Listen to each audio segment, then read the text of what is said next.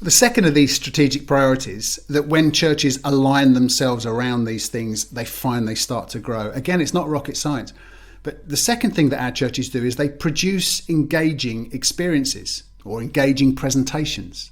They produce engaging presentations. So what we say is, if you produce an engaging presentation with helpful content in an appealing setting, then people are going to want to come back. So those three things: an engaging presentation with helpful content in an appealing setting. And we've talked about the appealing setting already.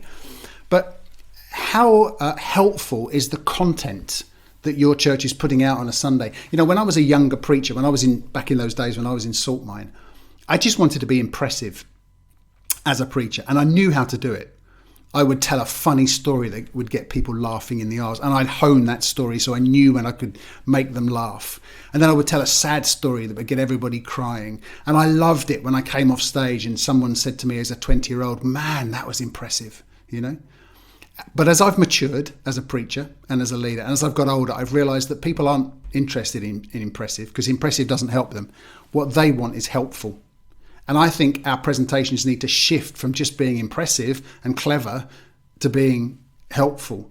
And being helpful, I think, as a preacher, being helpful as someone who's putting on a presentation, whether it's on YouTube or whether it's live in the room, being helpful, I think, means switching our mindset from teaching to equipping.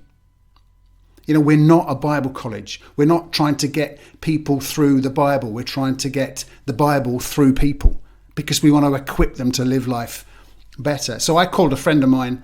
This was just before lockdown. I called a friend of mine, and I knew he was having a hard time. He's a Christian friend of mine, and he was having he's got 4 kids, and that was a struggle, and it was affecting his marriage, and he was having a hard time at work as well.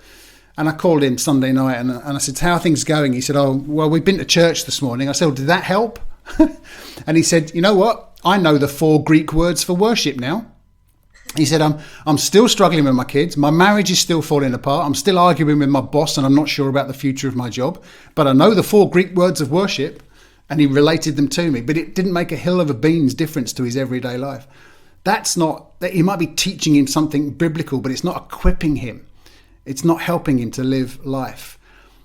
So I think we've got to think differently about our content. So when I'm training young preachers, and they produce their script, they produce their talk, I always give them a pen and I say to them, just underline for me the bits that you think people will find most helpful.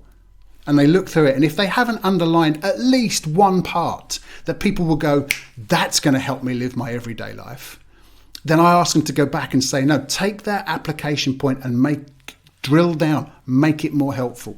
So if you want your church to resist the gravitational pull towards insiders, if you want a church not to make it difficult for people who are turning to God, then you've got to be intentional about your presentations. So I often say to pastors, have you ever taken a step back and given yourself a grade, if you like, on how attractive your service is to an unchurched person?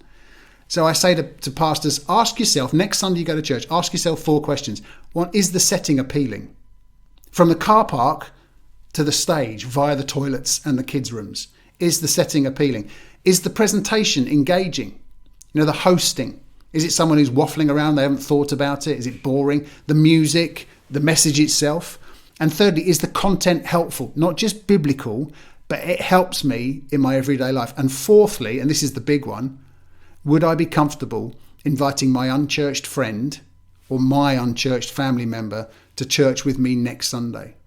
And I always say to them, if you don't get a resounding yes to every one of those questions, then you've got a new number 1 priority on your list, and you've got just 7 days to fix it. So the third strategic priority that we encourage our churches to align themselves around if they want to reach unchurched people is to prioritise kids and youth. Prioritise kids and youth. You know, we say that if we as church leaders saw this generation of young people as the next generation of church leaders, then why would we not invest heavily in them?